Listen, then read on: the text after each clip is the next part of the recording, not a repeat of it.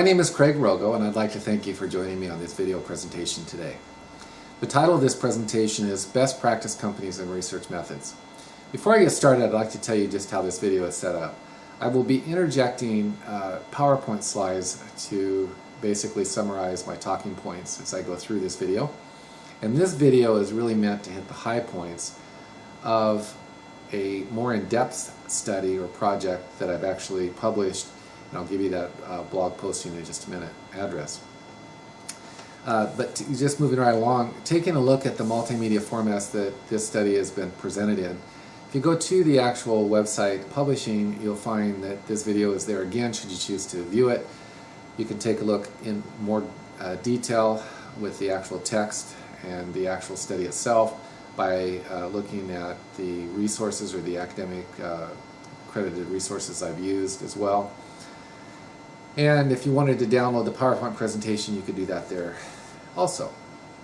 And I believe I'll even be in YouTube, so if you typed in Best Practice Companies and Research Methods, I'd pop up there as well. So with that in mind, let's get started. Best Practice Companies and Research Methods. Research enables businesses to identify and resolve business problems. The complex nature of business problems and operations can make business research a messy undertaking, and that's because the challenges that most businesses face are evolving, and in order for a business to stay competitive, they have to continue to innovate and maintain a competitive edge, and research is needed for that process. Now, the thesis of this particular study is that research methodology is an important aspect in today's highly competitive business environment because it enables an organization to assemble facts that can be helpful in improving its product's process culture, and it also mitigates the risk. Now, this paper explores the research activities in two companies, or two case studies, one being Siemens and the other being Toyota. I use their research processes and the structure that they've incorporated, and I show similarities and I show differences, and then I also identify in general how those research methodologies can be incorporated into other organizations for maximum benefit.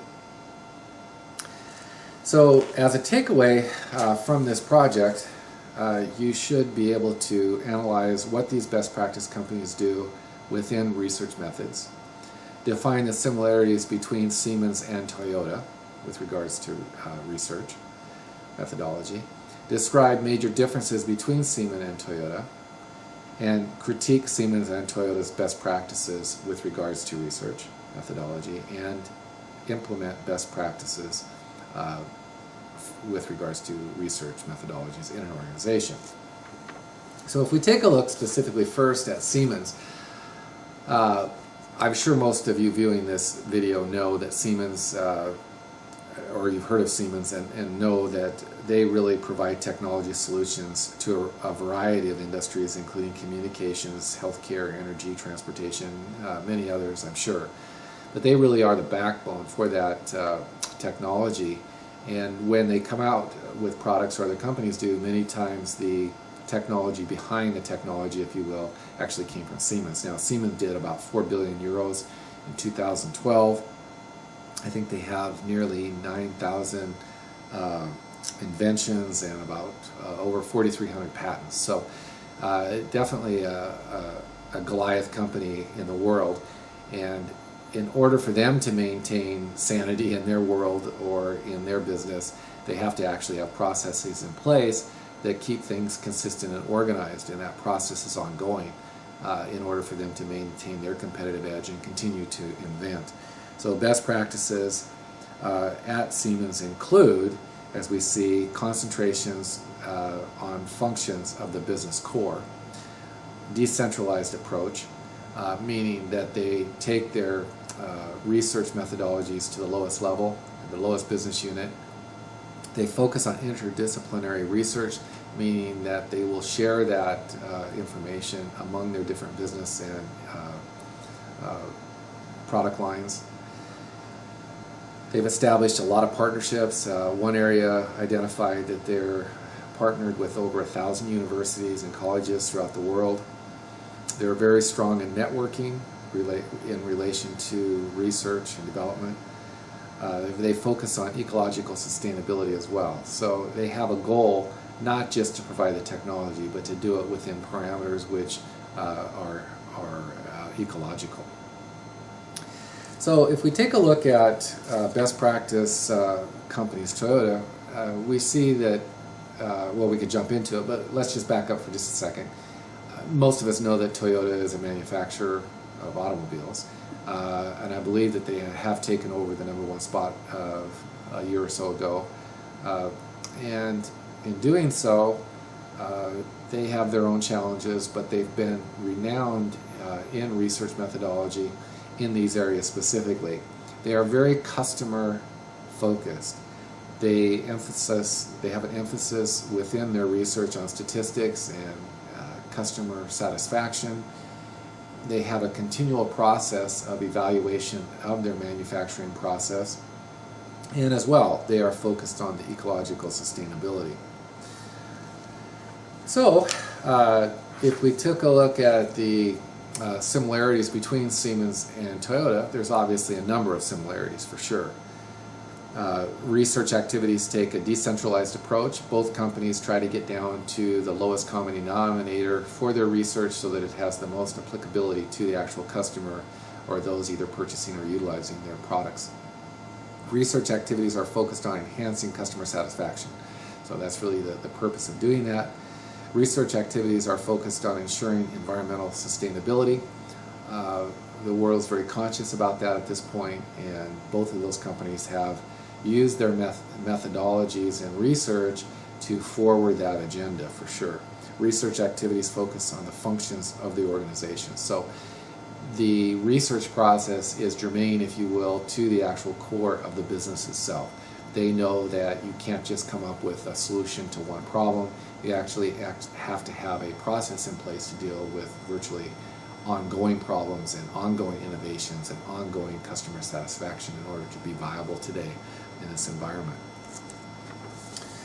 Now, there are some differences, however. While there are a number of similarities, it's important to know that they have a bit of a different twist or a different focus to their actual research methods.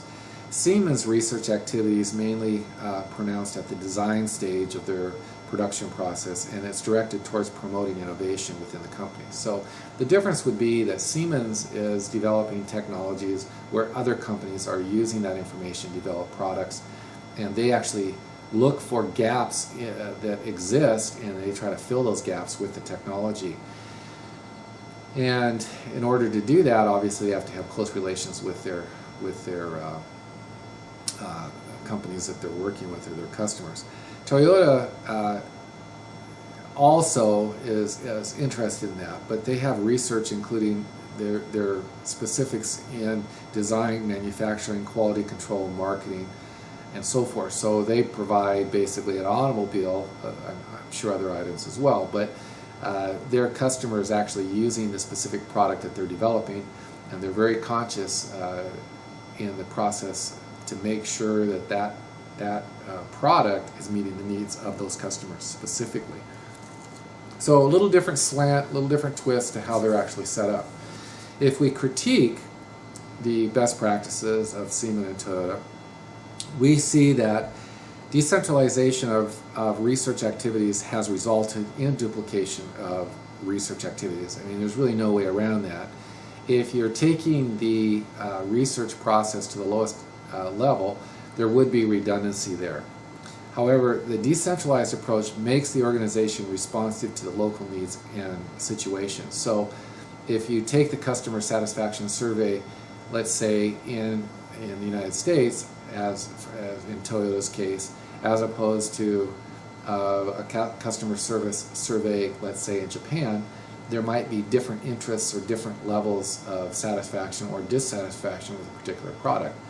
So by taking it to the lowest level, obviously you might have some redundancy, but you also might have more applicability, as we'll see. Making the research process customer focused enhances customer satisfaction, and that's what we see with regards to research methodology and the way that both those companies have approached it. Now, implementing best practices. So We see, and again, go back to the actual blog publishing, go into greater detail, but we see that research is essential in any business environment. And the two companies that we took a look at in this case study, Siemens and Toyota, bear this out. Sometimes the larger the company is, the harder it is to do, but also the more vital it is and more important it is to do that. It is a proactive approach of identifying a problem, risk, and opportunities and addressing them in a systematic manner. And you have to have a process in place to do that, otherwise you're going to be haphazard. Now, decentralized and customer-focused research is very important today. We're in an environment where, you know, it's not enough to sell 1 million units of something now. Now we want to sell 5 and 10 million units. However, if you don't take the research to the lower level, you're probably not ever even going to get to those levels of manufacturing. And so it is much more complex now, and that process has to be in place. You also, because there is some degradation with regards to economy of scale, in that when you bring it down to the lowest level, you may be redundant in a number of different areas. You need to establish partnerships and create networks in order to enhance research activities and to utilize some of the information that has been found relevant in your particular area or business unit. So sometimes you'll see that the business units, as we mentioned before, are able to share information and not have to completely duplicate the entire studies or research process. So, in conclusion, we see that research methodology is an important aspect in today's highly competitive business environment because it enables an organization to assemble facts that can be helpful and involve in improving its products, process, culture, and mitigate risks. That was our thesis, after all. Siemens and Toyota are among the best practice companies when it comes to business research. This study has explored the best practices in these companies. Siemens has placed the research process at the center of its product development strategies. Some of the best practices are visible at Siemens' research process include decentralized approach, focus on interdisciplinary research partnership, networking, and focus on sustainability.